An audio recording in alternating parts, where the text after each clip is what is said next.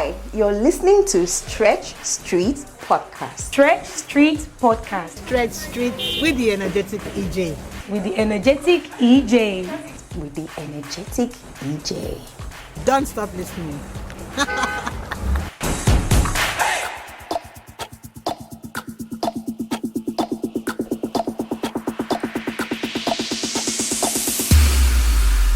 Hi and welcome to Stretch Streets. On the show, I have with me Dario Sipos from Croatia. Now, Dario Sipos is a digital marketer strategist, branding expert, keynote public speaker, business columnist, author of the highly acclaimed book, Digital Personal Branding and Digital Retail Marketing. And today he's sharing with us his stretch story of being a refugee for 10 years due to the war of independence in Croatia, after which he spent another decade getting out of poverty by working as an assistant construction worker to finally becoming what or who he is today, being a digital strategist, author, PhD, and author of book Digital Personal Branding. So today we're going to talk about his stretch story, how he moved from being a refugee to being the acclaimed strategist that he is today. So sit back, relax as we unpack this stretch story of Dario Sipos. But before we get into that conversation, Hello! So, 60% of those who visit this channel are not subscribed. Are you one of them? Come on! Anyways, I know you forgot, right? So now I'm here to remind you to hit the subscribe button, turn on notifications so you don't have to miss any of our episodes, alright? Now, let us dive into today's episode and I'll see you on the other side. let us get to meet him, all right? Yes. So, hi, Darius. I've already called your name. They already know your name. So let us start with, what do you do? My name is Dario. Thank you for having me. I'm a currently digital marketing strategist, marketing expert. So currently I work for a large international chain of consumer electronics like retail with 4,000 stores. And I am basically, we could say worldwide, but basically it's limited to Europe plus South Africa. I'm creating the digital strategy and I'm educating all the people working internally how to do maximum online success with minimum money, with a minimum investment. So that's basically my job. I became expert in doing miracles with almost no money in digital marketing. I like that. So what's your philosophy about life? My philosophy of life is that you have to constantly reinvent yourself. So you have to constantly find what's working. I can tell you later some examples and then see what actually society needs and offer that instead of sticking to your job. And not being assigned to a role in life actually works benefits for you. It's better that people don't assign you that you are exactly that role, and then you can reinvent yourself nonstop. Fantastic. I love it. So tell us one fun thing about you. One fun thing, I'm actually a really good plumber. That's like from my previous life. I'm a really good plumber and a construction worker. So solid construction worker and a really good plumber. So it's my alternative job, alter ego. That's fantastic to know. All right. So now let's dive into your story.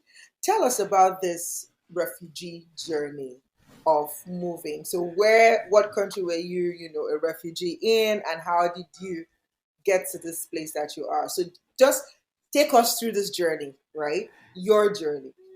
Right. So basically 1990s in Croatia, we had like war of independence. And before war, I was from normal, we could say hard working family where it was absolutely normal that you need to work 10 hours per day and no one will ever say thank you. It was just like, assumed for survival. But basically we're doing very well, right? Because always we're working. So I grew up basically with really hard working habits. And then we got this war of independence. And from that hard working environment, we actually had to move. We moved like 400 kilometers. We were only shortly abroad from Croatia because my mother didn't want to move to another country, even that we had like great offers. how to explain it, because we were the first refugee in the wars. We got like the good offers, like let's move to Austria or somewhere, right? Because we're like unique. We were actually, I was in a group of 100 people that were first refugee in the war. But my mother always dreamt that and my grandparents were dreaming that we were return home, right? So the point when you are a refugee, you're always like, you want to be close to home. You don't want to go to another country because, my grandparents were working 60 years to create a house which we left. So after 3 months of being refugee, after dreaming that we will return, we woke up one morning and on TV were recordings that the houses are burning. So someone was recording from far away. And basically, that's like first time in my life I seen my like grandfather crying or someone because someone destroyed his house. So this is like 3 months of, hope that we will return. And when we realized that there is no return anymore, we moved 300 kilometers away. And, my mother was basically, because my father remained in a war and he was in concentration camp for 1 year and 1 month. So 13 months he was in concentration camp. So basically my mother was single mother and, being a refugee is good first 2 months. But after 2 months, people get bored of you, right? So everyone likes to help you first 2 months. Later, people are not interested so much, right? The PR opportunity was already wasted for all the politicians. So for some 9 years, we were like struggling, and I started working during summer. I think I was 14 years of age. My uncle actually told me that it makes no sense that I'm sitting at home during the school break and there is a good like plumber job. And I didn't know nothing about work. So I got this job and I started working with plumbers, and it was really like hard. You have to be on construction site from 7 in the morning until 8 in the evening. If someone says at 7 p.m. that it's done, you are like so happy because it was only 12 hours. And basically every school break and I spent working with plumbers. And then later during high school, I also stayed working every Sunday and every weekend. I realized that when there is Sunday and Saturday, people don't want to work. So this is paid extra.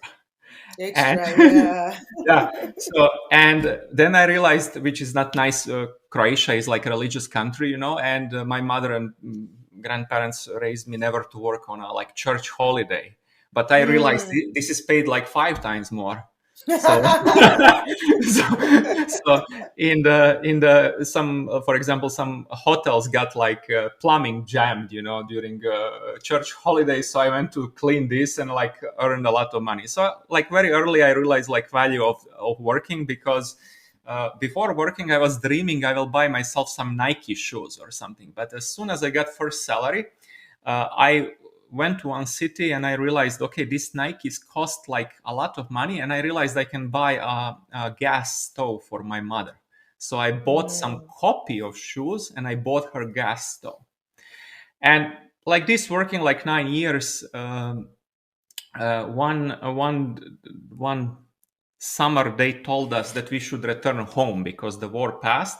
And now they return us to really destroyed environment. The government actually built a house, but there is nothing there. So you're in a village, 40 kilometers from closest city, 30 to 40 kilometers, but there is nothing remaining. You have a house. And again, there is a nice PR. Someone gave you a house. They made a picture for you, but you have no water, right?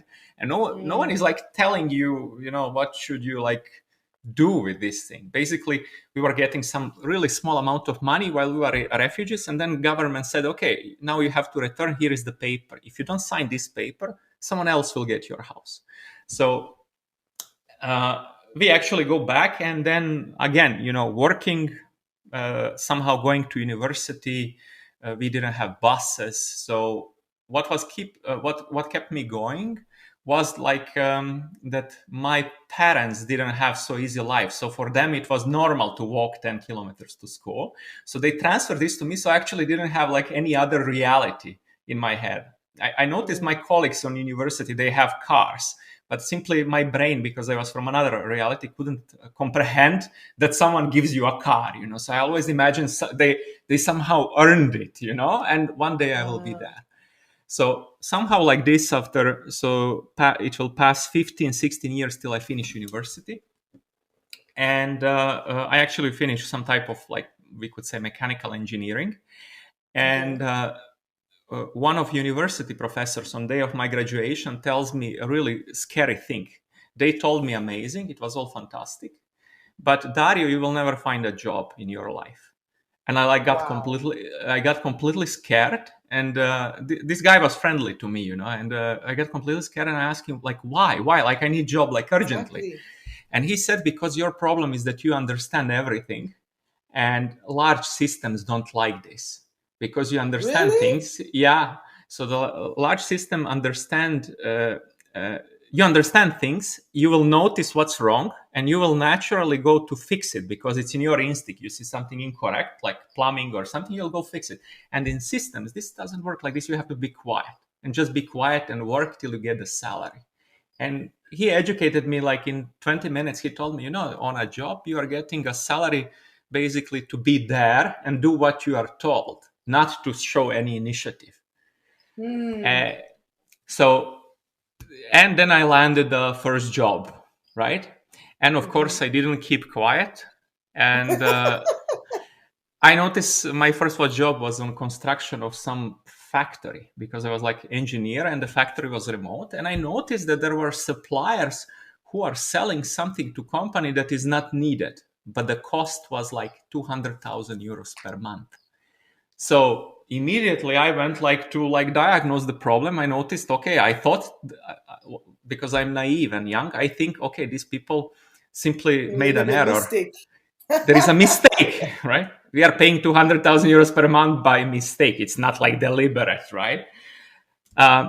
But one of that companies, it was international companies that was supplying, sends a mail to another international company where they diagnose all their problems to me. And they literally write that Dario Sipos, it's his problem, it's his fault that he's preventing this really lucrative business. And they sent that email to that partner. That partner was another international company, but the CEO invites me for a job interview. He realized it like a good thing. He was a German person. And he realized, it seems this guy knows how to work, so let's invite him for an interview. So this is how I started. Basically, I started working in a corporation, and I was hired as a naive person with the task to find and solve some problems. And sometimes I was doing, right? So this is my basic story, how I got from the refugee and all of this. But now we summarize it in few minutes.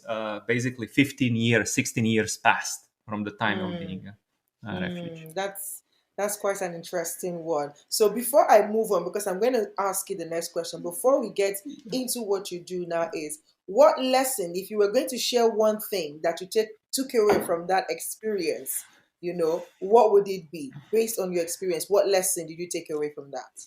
So the biggest lesson that I had in life, this was like a flash, epiphany, you could say, a few years ago, is that the book works. I was reading something, and then I got this idea, the books are working.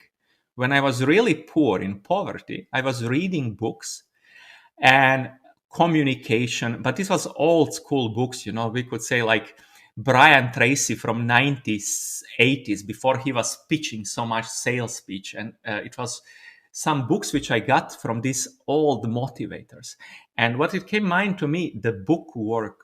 The book worked. Exactly one book worked, which I was reading, that you can imagine your better future. You can work, be enthusiastic, and in the end, it will succeed. So this was like my main lesson. My main message to the people is to read books and old books. Everything was already invented hundreds of years ago or 50 years ago, so it's just needed to read. But now it's interesting how I got the books. This is another lesson. I got the ideas what to read from very lazy people. When I was thinking in my life, who actually gave me the idea to read a book from Brian Tracy? I was on some really seminar, and there was a really lazy person next to me, really like lazy guy. The guy was like 90% of time thinking how not to work, and he was like elaborating me how he will avoid work. But in one moment he mentioned Brian Tracy, and I said like, what is Brian Tracy? I never heard of it. And he said like, write it down, it's good, he will teach you how to not work, right? Because he has these tricks how to quickly sell without actually investing too much effort. So I read the book, and I realized my impression of the book was, okay, this is not to teach me how not to work. This is how to like motivate me. So let's summarize that my main lesson is young people especially, should read books. They should not stick to a role. They should constantly reinvent what they are doing, see what market needs, and listen a lot of people around. Ask everyone, what do you know? And I don't know. I love it. So then, from your working in the corporate world, what was your journey like to then becoming a digital? Like, what inspired you to move from construction into the digital space? So basically, in construction, you learn how to communicate with people. In construction, you learn that you can really like do your best, do all the work by standard, and you will have a customer that complains, right? And then you learn another thing, is that my saying, when people now are in panic, for example, in digital marketing, I get constantly people like in panic telling me I am failing with this and this, and I tell them always, and they don't understand why am I telling them this plumbing example, and I tell them, when the water is leaking, plumbers are not crying, they are not in panic, it's the best time. So this is what I'm telling to young generation. So this is what I learned with plumbers, is that when there is panic, when the client is crying and screaming, it's best time for plumbers, right? Because you are doing your job, and it's provide a solution. I am the solution, right? So this was like so from this corporate world, I really I did my job best. I regularly received awards. But I was missing something, I expected that when we have 10 problems, and now we will sit on a table, we will discuss it, and we will solve 10 problems. We actually solved one. And that was congratulated all of us. Because, in corporate world, it's not about solving problems. It's communication and discussion and stalling time, and you have a lot of private interest behind, personal incentives of people, and you don't understand what's happening. You're telling to the boss, okay, we should solve this problem, and the boss is like, no, but why not? It makes no sense for no. You don't know the full truth. So I have this entrepreneurial spirit, and by accident, through some restructuring schemes of corporations, I was really nicely thanked for my job. And I was offered another position, but I simply, I didn't I would say I didn't pass the interview. I like to say the truth, I don't like to say the role didn't suit me. I would say that on the interview, they didn't like me and I didn't like them. And even they didn't like me more than I didn't like them, right? So so I get some local job, really strange job. I'm doing something in sales, and some guy arrives like a sales guy from Czech Republic. So he driven from Czech Republic 800 kilometers. I never met the guy, and he shows up on door really optimistic, and he has some samples of kitchen appliances. He wants to sell us this, right? We are looking really surprised, because we never seen such an insane person. He just showed up. And all my colleagues are telling me okay, let's take his money. He arrived, he's offering some money to buy products, samples, take everything, why not? But I somehow felt sorry for this guy, because I seen he's investing effort, right? And he was kind person. So, I listened to the guy and I tell him get out of here, get out. We are not partner for you. We are really ruthless purchasing companies. You will work with us, but with your products, you will not make profit. So get out of here, right? We are not for you. You are from another country. It's a different market, right? So after that, I asked him, where are you sleeping? You are just arrived to another country, 800 kilometers from your home. He says, I don't know. I just arrived. I will figure it out. So I felt sorry. I all the time thought okay, this guy is good. kind-hearted but kind of stupid. So let me take care of this like poor person. So I like took him to a like lunch. I paid him lunch with my own money. I found him some room where to sleep for low money. And 3 months later, he calls me and he tells me, would you like to like work for us? This is what I was offering to you. You can develop on international markets. And I was like, yeah, you know, because I have like impression of this guy. He's like a little bit not clever, right? Okay. And he convinces me during some break on holidays to come to Czech Republic to see him. So now I'm coming to Czech Republic. And first time in my life actually, and I come there and there is now it's like different than I expected. It's like a huge company, and this guy enters the office with me. He waited for me, very nice. He was happy to see me, and I noticed like 200 employees how we are entering are really hiding from him, like having respect and like bowing heads, and suddenly everyone starts working. And I asked him, like, why are these people hiding from you? Because he had on a business card, he had like written sales manager. So the position doesn't match the relationship with the employees of the company. And he tells me, you know, I'm actually a CEO. But I didn't change my business card because the sales managers never get fired and managing directors always get fired. So he was laughing, you know, So actually, I was kind all the time to some like, you know, managing director. And he tells me, would you like to develop this brand across the borders in other countries for us? And I said like, yeah, like, why not? It's like complete entrepreneur. And now in the moment I said yes, he brings more people to the room. And now suddenly they switch behavior. They are not anymore polite, right? Now they switch to like, they're like kind, but really like strict money investment, you know. And they tell me, you know, if you succeed, you will get a great reward. You know, we will pay you properly. They calculate everything they gave me in like Excel. But now, because we don't know you, you know, we don't know nothing, we can give you 1,000 euros per month brutto. But that includes all your cost and fuel, basically, and, you know, everything. So basically, it's like you are working for nothing, you know, and you have to, right.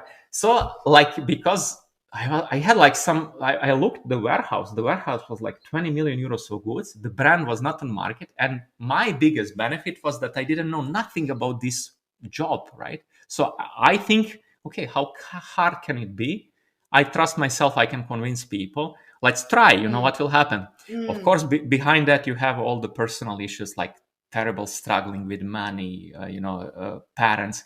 But, you know, you cannot say that, because if you would say that on this meeting, they would never hire you, even, you know, because they would think you are pessimistic. So I was kind of mad, but I said, okay, like, let's just do it. Let's do it. So what happens is that few first months I had to drive to Czech Republic from Croatia to get this salary. So they would not send me on bank account. You know, there is no contract. It's like just like word of mouth, like what we are going, right? So we just trust each other, right? And I drive. I get up at 3 a.m. in Croatia. I sit in a car every month and I drive to Czech Republic, which was like 10 hours then driving with really bad car, to get this 1,000 euros and return back. You know, and then I basically spend like 25% of the salary just on the trip to get, but no one cares. But parallel with that, I see these people I have like stock, and they're like quite fine. You know what? You tell them I need samples, they give you samples. So they're giving you like 500 euros value in goods, just not money for you. You know, they don't want to reward you in any way. So I trusted them basically. And after 8 months, they send me a message that they will not be able to pay me anymore because it's not working. I didn't sell nothing. Yeah. I sold exactly zero. And because we had borders, you have import procedure. Croatia was then not member of European Union, so you had to like custom clear the goods, transfer. So I was wasting all my time on actually customs issues.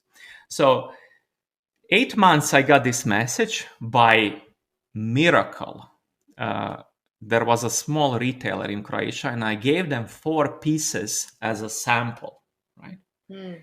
And they put it in some leaflet. They got samples, it's free of cost, and they put it on leaflet. And they advertised it like for a few euros. It's like ironing machine and hair dryer, whatever they had samples, they put it like they are selling it. They wanted to attract customers. But all other customers, hypermarket chains to which I was offering, were ignoring me. So one morning, I see hypermarket chain purchaser calls me on a phone. I see his number, and I like got scared because I hated this guy. Whenever I called him, he always told me like, I'm not interested, right? So he calls me and he tells me, without any introduction, he tells me, and he says some cursing word like friendly, and he says, so you tricked me, right? And I said, how do you mean you tricked you? He said, I see your products are in that other retailer leaflet. So now I want to like explain, that I gave it to them, right? But by accident, like really nice accident, he starts speaking and he sends, I want 1,000 pieces. Because what happened is that, these hypermarket chains, they have software which is monitoring competition. So what happened is that it simply, when I gave it to them, I know nothing about it. It just like scanned that someone is selling something extremely cheap, and hypermarket chains. So these people having a sample of 10 pieces are destroying the hypermarket sales. And now it's like a game. Like a game. He has to get it cheap. So he calls me immediately. He wants more. He needs to show his bosses. I'm sure he got in trouble with bosses because this is everyday meeting. So suddenly, it's 1 week past from the time that I am warned I will lose the job, that I got 2,000 pieces of items ordered. Wow. And I forward this. And now I don't know nothing about the job. I'm just like a, naive child. This was like 14 years ago. Like, they call me, I always answer. I didn't know it's rare to always answer. So when the purchaser were calling me, I was like a president is calling me. He calls, I get up, like I'm standing. I have a pencil. Whatever he tells me, I'm listening. And I'm fighting with the company in his name. Whatever made sense for me, I'm fighting for the customer. So if the company is doing something not good, not ethical, I'm fighting with them. And I didn't at that time know that this is like something special. I didn't know that you shouldn't answer the phone to the customer, because I used with the plumbers, the customer is paying you. You're dealing with. Yeah. So the customer can tell you, yeah, it's very nice what you did, but you will not get paid because you didn't finalize it has to be done 100%. So after 4 years, we really developed the brand, but then I realized that we could expand internationally. So I don't know nothing about marketing budgets. So to contact customers, I'm heavily using internet, right? So whatever I'm searching, I search on internet. And I realized, okay, we need to make a website for the brand, but also for myself, because wherever I come for a meeting, they always have the same questions. Who are you? What are you? So I decide to put online all the frequently asked questions on my profile, on company profile. And this is the start of digital personal branding for me. And basically we managed to export brand while I was working, to some 12 countries with almost zero marketing investment. Nothing was done in spending money from the huge budgets. Then I realized, okay, this digital personal branding is great. And how I wrote the book is that these people were nonstop asking me for it, and I got irritated by nonstop answering the questions. So I had a bunch of materials which I would give it to them and said, here, it's all written. And I wrote this. Then I realized, okay, I have a book. And like 3 people told me, like, you should write a book. And I said, like, I have a book, just we need to put it in a cup. We just need to package it better. So then we packed it, and it's selling really well. Especially what's really surprising, digital personal branding is like selling in USA really like amazing. And my theory about this is that my book is written in format of a more technical manual. It's really like technical manual, instead of what you usually have, these like catchy phrases, and it's really like guiding you step by step. So I wrote it. So people can take steps. Yeah, you literally page by page, you can take a step and you can achieve a goal, because this is again my engineering background and plumbing background. You have to explain the customer how to use the thermostat for the heating. Yeah. So that's the whole story. A Manual, yeah. And this is how I, when they were telling me to, editor was telling me, for example, some advices, you need to put some more catchy phrases. And I said, no, we will write it half technical, half like academic, so we will have like eternal manual until the gods of internet don't change the internet completely. Wow, that's such an interesting journey for you. How it feels like you fell into what you did now by accident, like it wasn't planned, but then you were able to leverage it. So what would be from this part of your story? What would be the lesson that you like to share? Because I know from the former ones, like you keep reinventing yourself, which is glaring in the story that you've shared now. Like, okay, I've known this thing now. Can I reinvent it? I'm not going to stick with just being a plumber, because you are applying what you learned as a plumber, as an engineer, to what you do now as, a marketer or a salesperson, right? Yeah. So what would be your lesson? What would be another lesson that you can share with us as we wrap this up? So again, lesson which I learned in all this is to constantly test. You have to question the reality. So in my Instagram profile is written that I'm questioning my reality, nature of my reality for 43 years in a row, because I'm now 43 years of age. So you have to constantly test yourself. For example, copywriting was extremely popular, a really well-paid job. And who would 3 months ago think that ChatGPT will show up and like completely destroy it? Yesterday I had a meeting with one copywriter, and it's really like a nice lady that is 20 years in that job. She was in complete panic. So I told her there is no point of resisting. Now you can start using this AI in your job to like get more customers. If you resist, I showed her the articles, how it's writing it quickly, right? So questioning nature of reality. Is it like really this my role? Is it like really destined that I live in a village and I'm poor just because I'm a refugee, or I can do more? Then when I get a corporate job, then is it really like that this is my life, that, like I know how to solve problems and I'm like forbidden to use it? And don't be discouraged by people telling you you shouldn't say that, because this is the most common sentence that I still hear. You shouldn't communicate like this. You shouldn't say that. Actually, for me, it did wonders, right? So main, lesson is like question your reality. Am I really destined to be poor, or really like suffer? Because when you see these people who have serious quantities of money, they are not so, let's say, like amazing workers. They're not working harder than a normal corporate. Any construction worker is working harder than any corporate person, right? Absolutely. But for less money, right? So you need to like question how to apply this to something else. How can I apply my experience as a plumber with dealing with customers to actually selling something?